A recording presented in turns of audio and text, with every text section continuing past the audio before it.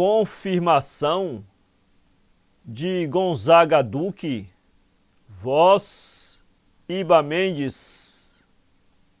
Às 8 da noite, sob um céu claro de lua cheia e num friozinho penetrante de inverno, Carlos Fragoso bateu à minha porta. Não temos tempo a perder, disse-me da soleira, negando-se a entrar por inconveniência de delongas. São 7 em ponto. Dentro de 35 minutos devemos estar com o mestre Pôncio. Desci pressuroso, abafado no Macferlan, e postos em caminho, tomei o braço de Carlos. Não te abalas essa experiência? Um pouco pela curiosidade, e a ti? Com franqueza, temo mais pelo insucesso do que pelo sobrenatural. Carlos, com o seu costumário tique de torcer o pescoço sobre o colarinho, à direita, objetou-me. É porque não conheces bem o Dr. Pôncio. Eu sou como tu és, um incrédulo. Considero tudo isso uma bruxaria, e por mais que Monsieur Boraduque e Mr. William Crookes constatem a existência de uma força consciente extra-humano, estaciono precavidamente em algumas experiências magnéticas do Coronel de Rochas, ainda assim com esse enviesado sorriso volteriano que nos sublinha a emancipação mental sob a dúvida condescente e tolerante. Mas a justíssima reputação científica de Mestre Pôncio, a sua propriedade profissional e particularmente esse razoável sigilo com que ele cultiva o ocultismo, me fazem crer que realmente há alguma coisa de verdade nas suas experiências. Deixei Carlos Fragoso falar. A sua voz era quente e meiga, com um quase imperceptível tremor nervoso que, acentuando as sílabas, lapidava certas palavras com um esmero facetado de pedras preciosas. Ao demais, o seu intelectualismo cultivado, independente de ortodoxias limitadoras, tinha um encanto de uma ardorosa imaginativa e, por isso, seus exageros teóricos, expostos numa cintilante linguagem de inéditos neologismos, lhe davam às imagens e às ideias o feitio bizantino de uma arte meticulosa e requentada. Estava então no período floral dos 26 anos, possuía uma carta de médico, a inquietadora notícia de um avô que morrera escabujando na cela do manicômio, e a perigosa auréola donjuanesca dos amorosos irresistíveis. Dizia-se que havia uns 3 anos, uma formosa e ardente Flávia, num arremesso de paixão livre, desenastrando os lindos cabelos negros para ocultar na sua carinhosa treva perfumada a cabeça de Carlos, matara de dor e vergonha o seu próprio pai. Dizia-se mais que a formosa Flávia, não obstante esse devotamento, fora impiedosamente desprezada pela preferência de uma satânica beleza outoniça, que fazia o orgulho dos salões ricos, com um título comprado ao Vaticano e o escândalo de seus vestidos de luxo. Uma legenda, mas ao certo, Carlos Fragoso devia impressionar as viajeiras do amor, não por beleza, que essa lhe faltava, sim por seus modos singulares, dos quais resultavam estovamentos de impulsivo e melancolias românticas de cabeça desenhada em 1830, pela expressão apaixonada do seu moreno rosto viril, a que a firmeza dos traços substituía a escassez da barba, e mais do que, portanto, pela rápida celebridade do nome, vindo de uma família afortunada e engrandecida na publicidade louva-minheira das gazetas. Estamos chegados, disse Carlos, parando em frente da larga porta de um prédio vasto e vistoso. Dentro, no saguão assoalhado de quadradinhos de mármore preto e branco, o porteiro fumava o seu cigarro, tranquilamente recostado numa cadeira de vimes, e no claro muro do fundo, vivamente iluminado pelo farol pendente do teto branco, negrejavam as enormes letras do dístico em curva, Casa de Saúde do Dr. Pôncio de Almeida. Subimos. Logo à saleta de entrada encontramos Mestre Pôncio, com o seu eterno sorriso apagado. Brilhavam-lhe os olhos através das lentes dos seus óculos de ouro. As suas faces escanhoadas e amarelas tinham uma expressão de cansaço, em que a tristeza do seu sorriso apagado deixava um vago de resignação.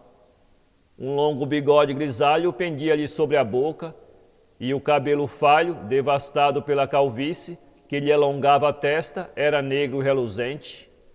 Estendeu-nos os dedos macios, com moleza, e nos foi empurrando delicadamente para o seu gabinete, guarnecido de altas estantes de livros.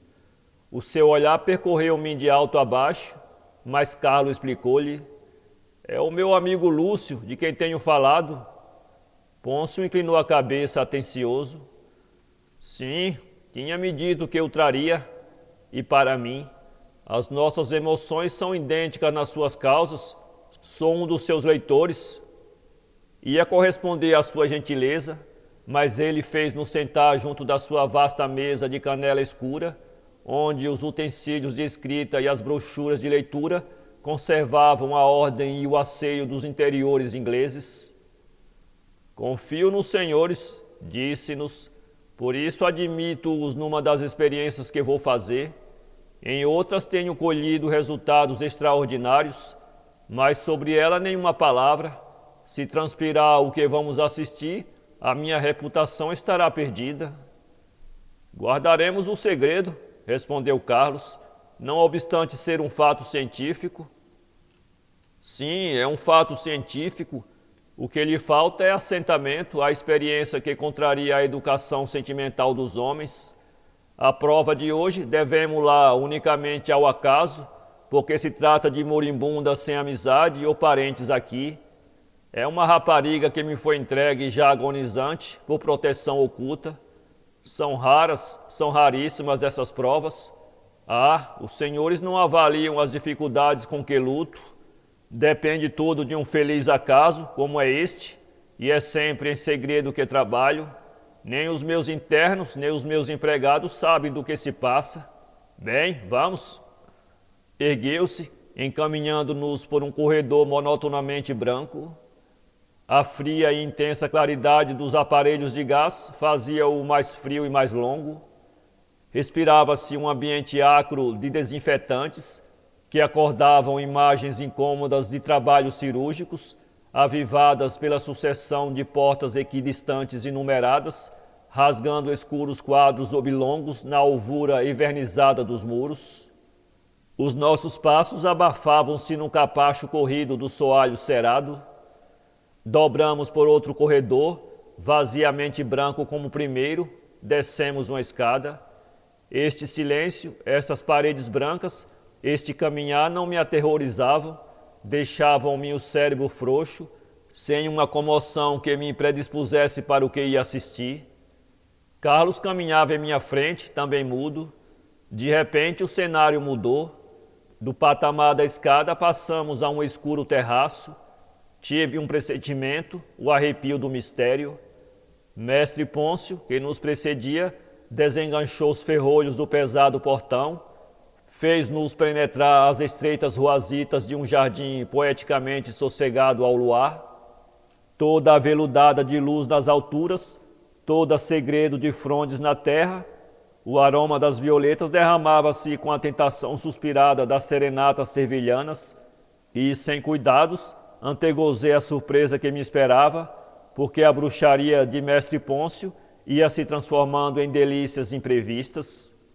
Modernismo de higiene hospitalar, com os quais as dores fingem discreto sorriso de coragem, portões de cenografias dramáticas, jardins amaciados pelo plenilúnio. E quando o mestre Pôncio, aproximando-se de um solitário casinholo escondido entre arbustos, feriu com os dedos 3 pancadinhas cabalísticas na porta, apoderou-se de mim uma volúpia, prevendo surgirem dali teorias bailantes de criadas seminuas. Mas a porta cedeu sem ruído. Achamo-nos numa pequena sala, desprovida de móveis e em face de uma mulher, a quem só se podia determinar o sexo pelas vestes. Era alta, magríssima, ruiva, tinha o rosto comprido e sardento, e no seu olhar de gata havia o esfuziar estranho de uma alucinação. Passamos logo a um quarto próximo. Mal transpus a sua porta, recuei com um abalo no coração. As paredes forradas ou pintadas de negro, como as câmaras dos ocultistas, o teto negro pareciam abalar a pequena chama do gás que ardia. Num leito colegial, junto à parede, permanecia um corpozinho raquítico, estiriçado sob os lençóis, cuja brancura iluminada e em contraste com o negrume dos muros, punha em relevo ceroso uma cabecita óssea de um lindo perfil de mártir, envolta na mantilha desgrenhada de seus longos cabelos negros. Aproximamo-nos do pequeno leito de ferro. A rapariga agonizava sem contrações. Os seus olhos, que sem dúvida deviam ter sido ardentemente negros, agora embutidos nas cavas cianosas das órbitas, transluziam um esverdeado sombrio. A boca fora-lhe pequena, armada em beijo, e meio descerrada descobria uma orla de dentes certos. Arfava-lhe o peito sumido. Ao longo do corpo, suas descarnadas mãos viscosas, de um branco laivado de roxo, jaziam imóveis, com os polegares dobrados para as palmas. Carlos observou-a. Pareceu-me vê-lo inclinar-se ao leito numa pesquisa de minudências, mas o Dr. Pôncio nos levou às nossas cadeiras de espectadores, pouco distantes do leito, diminuiu a chama do gás. Vamos assistir à materialização do espírito, segredou-nos como para não perturbar o lento trabalho da morte. Tenho a prova contrária à teoria espírita. Quando o astral se desprende, o espírito segue, o corpo fica abandonado, é o casulo vazio. E para a mulher que permanecia de pé à entrada da alcova, Mísia de Virges, ao seu lugar. A mulher obedeceu como um animal domesticado, assentou-se defronte do leito. Mestre Pôncio arregaçou os punhos, ajustou os óculos. Apesar do estado nervoso em que me sentia, tive um sorriso com a mímica do ilustre professor, desconfiei dele. Carlos, porém, o seguia sério e interessado. Pouco a pouco deixei-me dominar por seus gestos, que eram vagos, como simples esboços de sinais aos terríveis olhos da médium. Mísia de Virges ganhara uma imobilidade de estátua. Ao princípio, o fosforear de seu olhar lembrava a pupila trágica dos felinos na treva. Depois, ao quebrou-se-lhes a intensidade fixadora, viera-lhes um torpor sonâmbulo que os manteve paralisados e vazios. Então mestre Pôncio tocou-me levemente no ombro, chamando minha atenção para o leito. Agucei o olhar, esperei. Os segundos corriam menos velozes que o meu coração. Ouvia bem distintamente o respirar opresso de Carlos. Súbito, o corpo de Mísia de Virges estremeceu, e eu também estremeci, quase sufocado. Doíam-me os olhos no esforço do atendimento. Em torno de nós, a escuridão aumentava. Víamos-nos uns aos outros como infinidades espectrais que a concentração atentativa deformava. Pôncio, de pé, apenas tocado pela cochilante luz do gás, parecia-me satânico, e os reflexos de seus óculos me davam a impressão de órbitas vazias. O busto anguloso de Mísia de Virges, a sua cabeça imóvel, os seus olhos vítreos e sem pestanejar, afiguravam-se em mim um morto que ali o tivesse assentado. Outra vez Mísia de Virges estremeceu, percebi-lhe a mão direita sobre o regaço contrair-se, e vi, bem claramente vi com estes olhos que tenho, vi com a consciência que possuo, um ralo de cor azulada incerto, estonteado, ondulante como a primeira chama de um punch a crescer no espaço. Não tinha forma, era unicamente um farrapo de névoa luminosa. A mão crispada de Carlos agarrou-me o braço, ouvi a sua voz surdamente dizer-me: "É assombroso."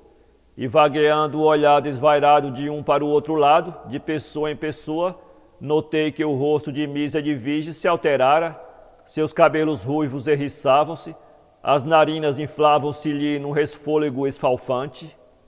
Era em verdade assombroso, e continuei a olhar.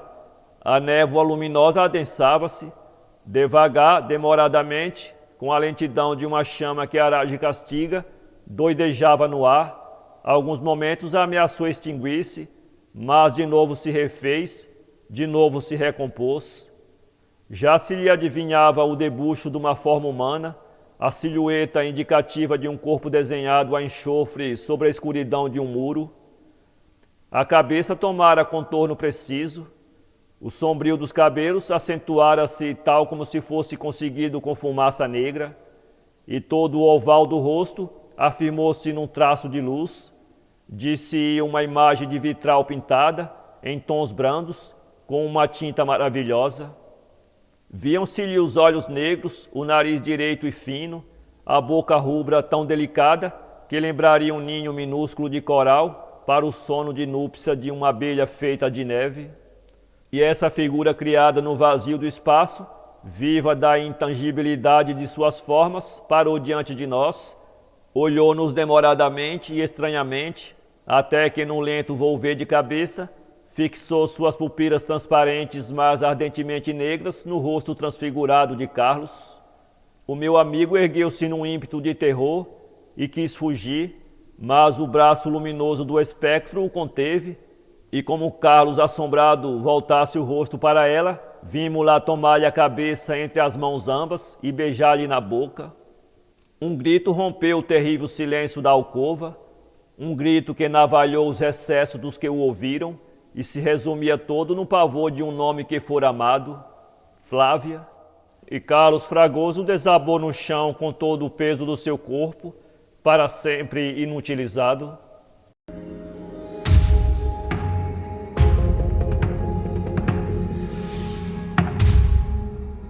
Para ler este conto, acesse www.poeteiro.com